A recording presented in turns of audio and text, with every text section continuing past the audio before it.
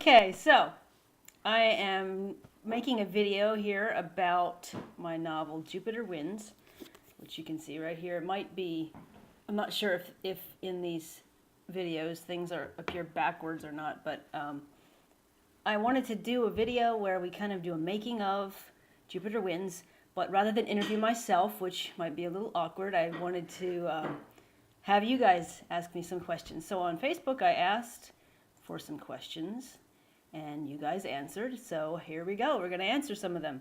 In fact, we're going to answer all of them. And as I go through, if anything else comes to my head, I'll be sure to contribute that as well.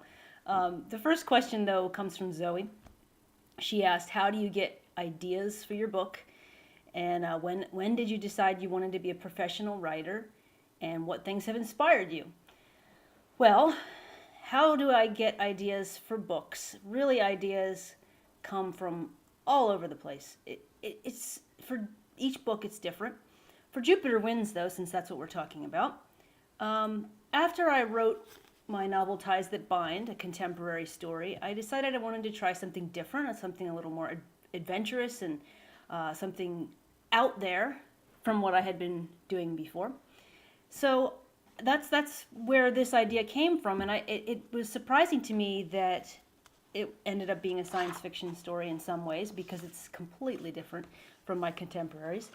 But it came out really naturally because I've watched a lot of science fiction movies and I've read some imaginative books like that, and it's always intrigued me, and I've always wanted to also write a book that's more targeted for teens. So when I have a little notebook here, for each novel that I write, I start a new notebook of ideas, and it's sometimes I go to them to find answers to questions as I get stuck writing a novel. I'll get out a pen and paper and sort of ask myself questions and kind of work through the plot issue that I might be experiencing. But in this notebook for Jupiter Winds, some of the first entries I had was just talking through the concepts that I wanted to write about. I wanted to do something that's more high concept, what they call high concept, which I picture as being bigger than some of the stories that I've written so far. It certainly did end up being bigger, considering that we traveled the galaxies, and well, not the galaxies, but traveled to different planets. So one thing I wanted to do was something a little wild and crazy with Jupiter Winds. I wanted to write a young adult story. I had been watching a lot of different science fiction shows and fantastical movies, like the Fantastic Four, Avengers, a show called Earth 2, things like that. I also loved the idea of a band of people gathering together and surviving a cataclysmic event of some kind. These are just things I wrote down, and not all of them did I include in Jupiter Winds. I had been enjoying the Hunger Games books and movies where there was a strong female lead in a dystopian society. I wanted, right here I wrote, dystopian with hope would be cool.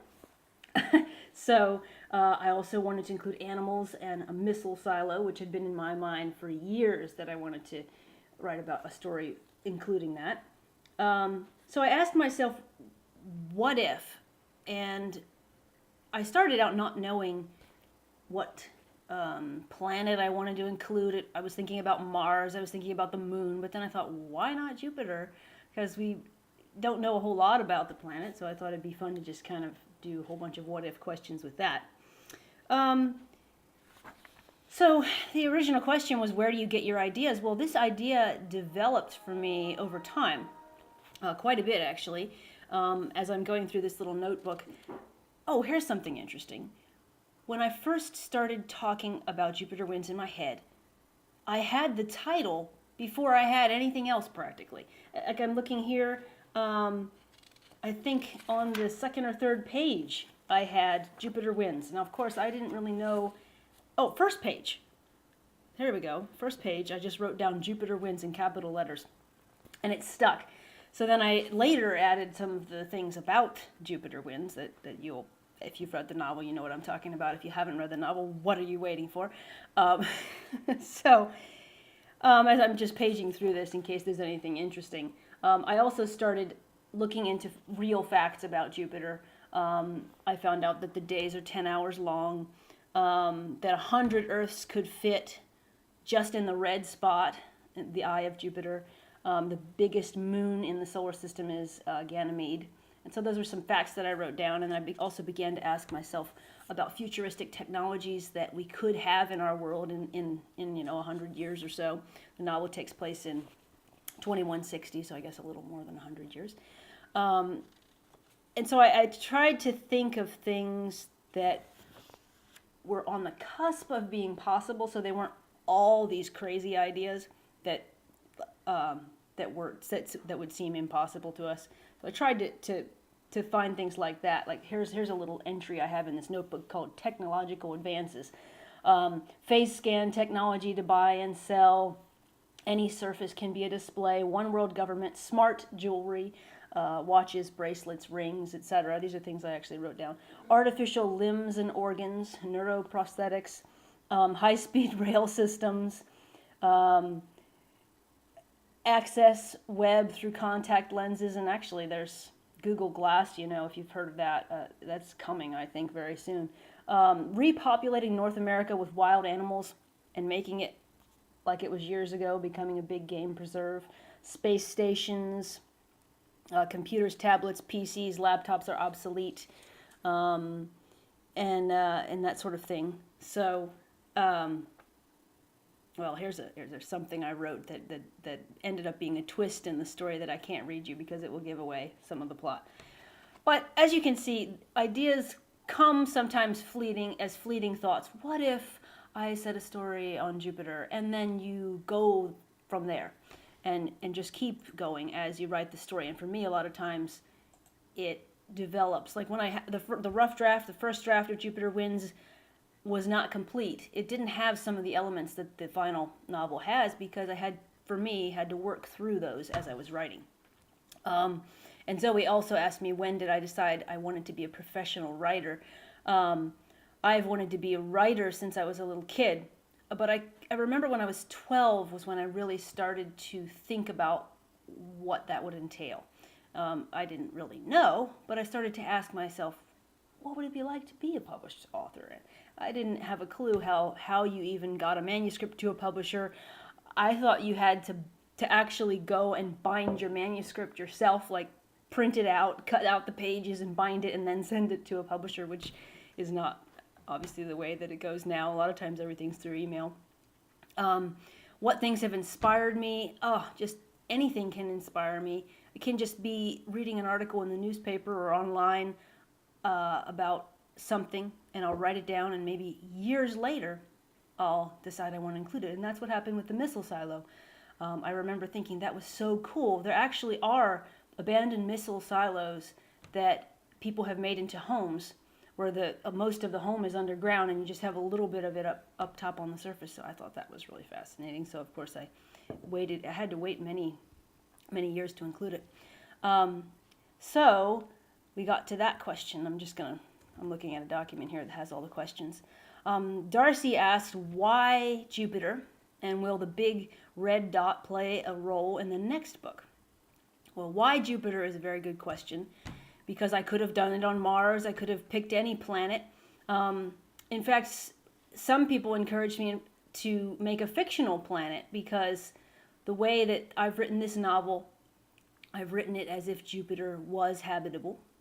I do realize that in the science that we have now, that they're telling us that that's not possible, and I'm sure that's true. But I thought, what if? What if all that we thought we knew was wrong? And just had fun with it. So why Jupiter? Basically, I would say, why not Jupiter? So that was what happened with that. It just seemed exciting to me. I don't remember if I read these books before or after, but there's a series called Saving Mars, which is a really great series, by the way, if you're into young adult science fiction. In fact, I'm not sure the name of the author. I believe it's Sydney Swanson. But she's done Mars very, very well. So I didn't really want to repeat anything that she's done, because Saving Mars by, what is her name? Sydney Swanson, yes. If you haven't read those books, I recommend them. So why Jupiter? Why not? Basically. And will the big red dot play a role in the next book? I'm not sure, because the way I have Jupiter Wins, the settlement where, I guess it's not giving anything away to say that the settlement where some of the characters end up is actually in the red dot, but as we know, the red dot is huge, and basically, scientifically, I believe it is a big storm that never actually goes away, and that's part of where the Jupiter Winds comes into play. So I don't know if that's going to play a role or not, which brings me to the question of, will there be a next book of Jupiter Winds? And people have been asking me that, and I believe I can tell you that yes, I plan on writing a second book, and who knows, the big red dot may play a role, Darcy. We shall see. Someone asked, or Denise asked actually, what is the theme and how many characters are there in Jupiter Winds? Well, I'm not sure how many characters there are. I'd have to go through and find that for sure.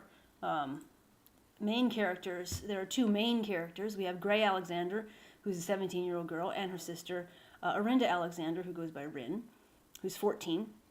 So those are our main characters, but we have a lot of supporting characters as well that are adults. So that's one reason why I think that people, you don't have to be a teenager to read this book and enjoy it. You don't have to be an adult to read this book and enjoy it.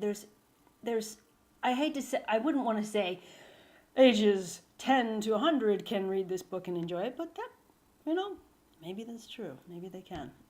I've had grandmothers read it and enjoy it and tell me that they are glad that they can feel comfortable giving it to their children or their grandchildren, and they don't have to worry about anything bad in the story as far as violence and swearing and things like that. I never want to include anything in a novel that a teenager couldn't pick it up and read and not feel weird about it. So I don't even know, where was I going with that? Oh, what is the theme of Jupiter Winds? Well, a lot of times when I'm writing a story, I don't have a clue what the theme is until I actually get into the story and write it. But there's something in Jupiter Winds, and here you go, here's another shot of the cover, that came out as I was writing the story. And while the spiritual aspects of the novel are not hit you over the head kind of principles, they are there. There are some subtle spiritual truths in the story, and it comes about especially through Gray as she travels through the novel and discovers some things. But there is a scripture that I include in the story. I'm trying to find it so that I can quote it exactly, that really plays a role. It's in Psalms. I don't have it in front of me directly here, but it says that if I go up to the heavens, you are there. In the Bible, God talks about how we can go up to the heavens and he's there, we can go down to the depths and he's there. And so throughout the novel, I want to show that even if Jupiter was habitable and we ended up on this other planet, that would not take us away from God. And so that, I think, is the big theme of the story, but it comes about subtly, and that doesn't give anything away for me to tell you that. But that was I enjoyed putting that in the story. Peter Lavelle, hi Peter, he asked, how many drafts do you write, and what's your editing process like? Well, for Jupiter Winds, I know for sure it went through at least 2 or 3 full drafts. Like the first draft was something I wrote quickly to get a feel for the story, and then I went back and rewrote a lot of things, fixing a bunch of problems that the story had. But there are also smaller drafts where I'll write something and then I'll go through just looking for punctuation mistakes or copy editing things. Each novel's different. With Jupiter Winds, went through multiple drafts. The editing process, I'm blessed that my mom is a great editor, and she has helped me tremendously over the years to really perfect my stories. So once I get the novel as good as I can get it, at the time. I give it to her to read, and she will give me ideas on the big picture stuff, as well as then we will go detailed chapter by chapter, and she'll edit it for me and then give it back to me, and then I'll make the changes and add things as we go. So I really I'm blessed to be able to have that. Her critique. It's like a critique partner, but someone who really understands me, obviously, and understands what I'm trying to do with my novels. So the editing process is different for every book, but I go through multiple drafts, looking for different things each time. And sometimes as I go through, I can just kind of feel that a scene is not working. So I have to keep reading it. Sometimes reading it out loud helps, not always, but I'll print it out occasionally to see what it looks like on a printed page. So it's different for each book. Carol asked me, how did you deal with the current science about Jupiter being a gaseous planet unable to sustain life? Now, I kind of touched on that earlier. That's something that, as I was very blessed that Kathy Tyers, the renowned Christian science fiction writer, read some of the book for a possible endorsement, and she did in fact endorse it. But when she read it, she cautioned me with whether or not I wanted to include the real planet Jupiter in this story, because some science fiction aficionados would probably get mad at me for that. Well, she didn't say it exactly like that, but because we know for a fact scientifically that Jupiter does not have solid land under there for somebody to land and to live on. She cautioned me with that, but I decided I wanted to go ahead anyway and just roll with it and play with it, and like I said, ask myself, what if everything we knew was wrong? What if, and that happens sometimes in science. I'm sure it probably won't happen with Jupiter, but this is fiction after all.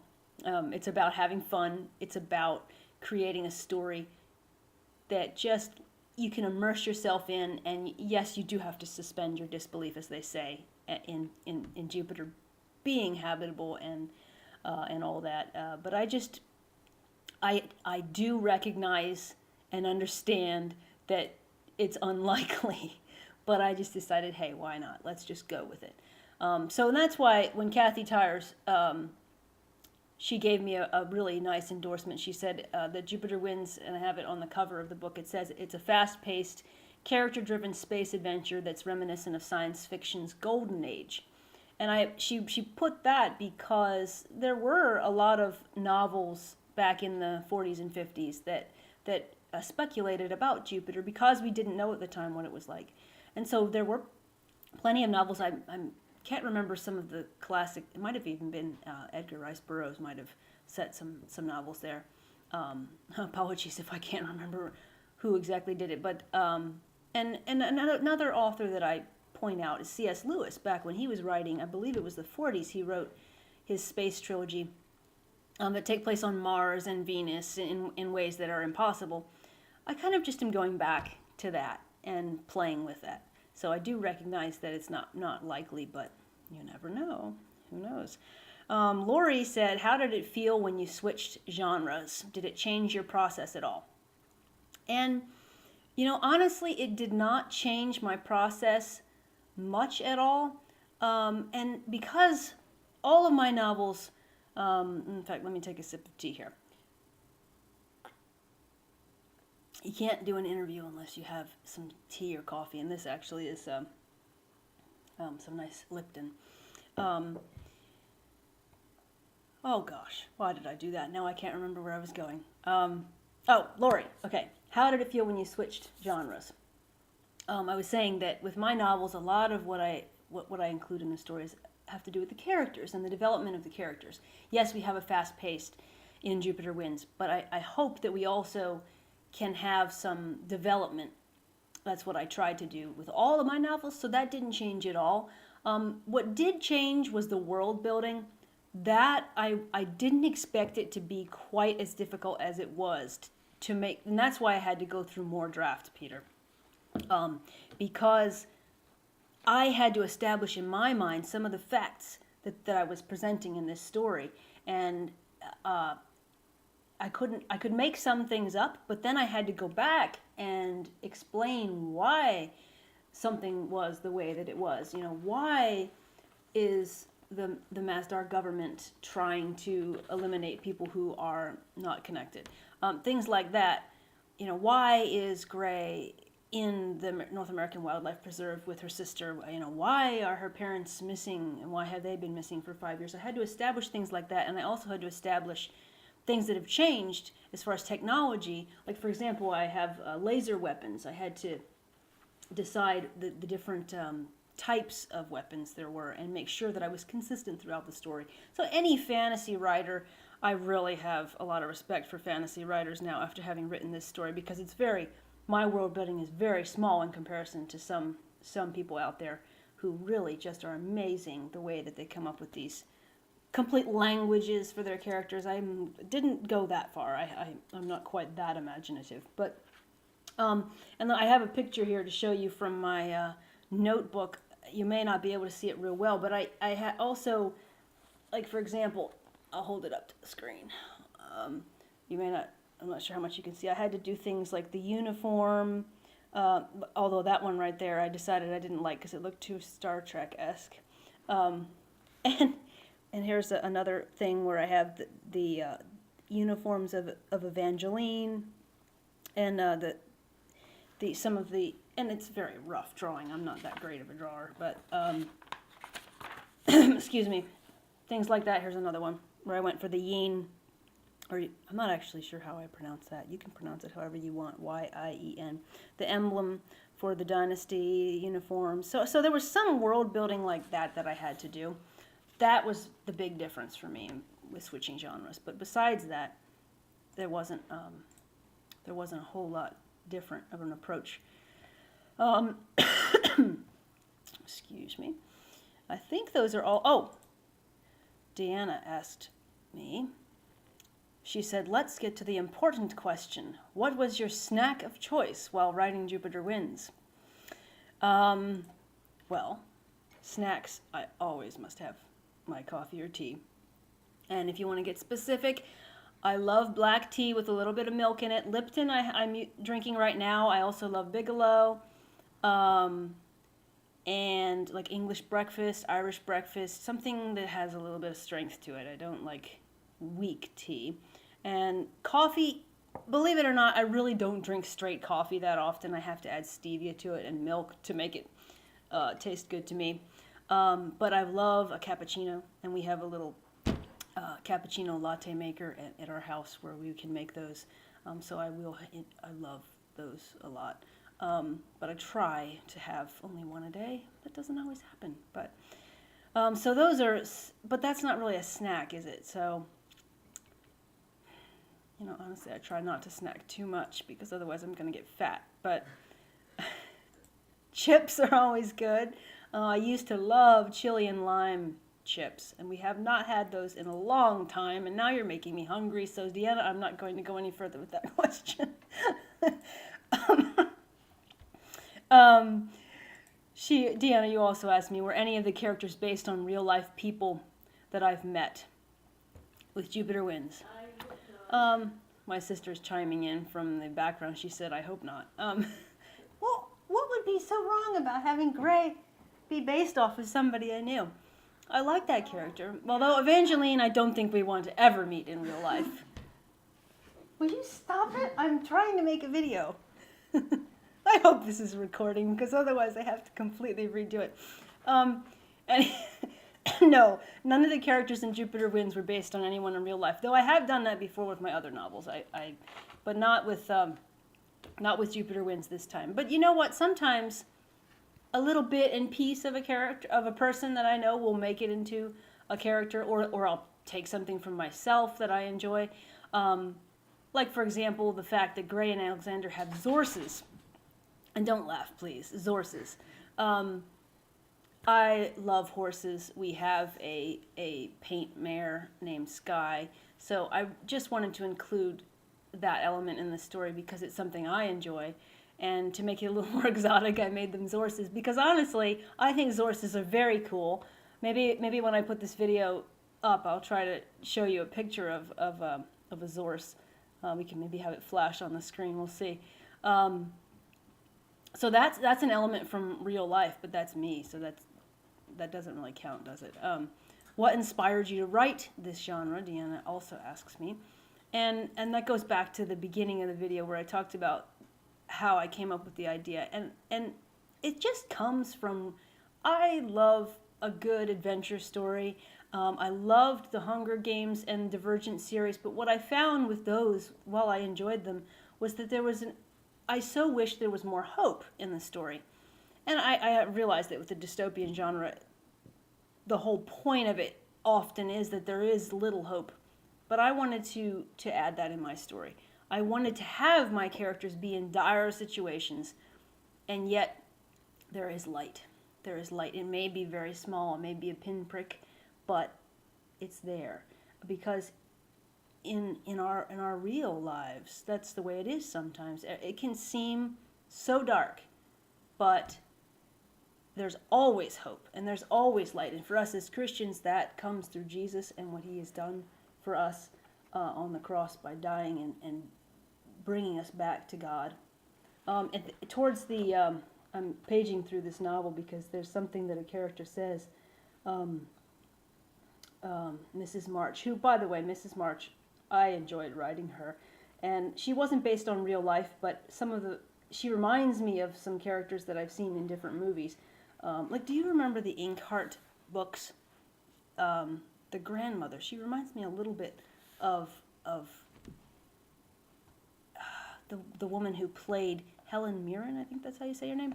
I'm usually not very good at pronouncing names because I see them on the page and I know how to spell them and everything, but if I don't hear someone say the proper way to pronounce them, I might not pronounce them correctly. So anyway, Mrs. March says in the story that even in the deepest darkness, there's always hope. And so that is big for me in all my stories. Still, Deanna, I'm still on your question, and she asks me, any hints on your work in progress would be icing on the cake.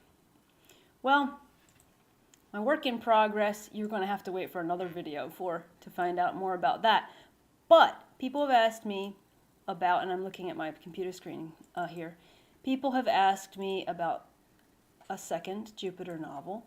Right now, the working title for it is Jupiter Fire, which, thanks to my sister Tracy, that was a great idea. I have a chapter or two written. I haven't done a whole lot more than a chapter, but suffice it to say that I really have some ideas, and I think we're going to have some fun with a new Jupiter story. Which reminds me, I'm going to need some help on naming the series. I don't know if it should just be called the Jupiter series or not. So if you have any ideas, let me know. But anyway, this video is getting pretty long. 28 minutes. Oh my gosh. Wow. I can talk if I want to. So anyway, thank you for watching. And if you have any other questions about Jupiter Winds, you can feel free to email me and I can make a second video. Or we can even talk a little bit in the comments of the video, which I believe you will find, there we go, down below. So, see ya. Thanks for asking, and we'll keep chatting.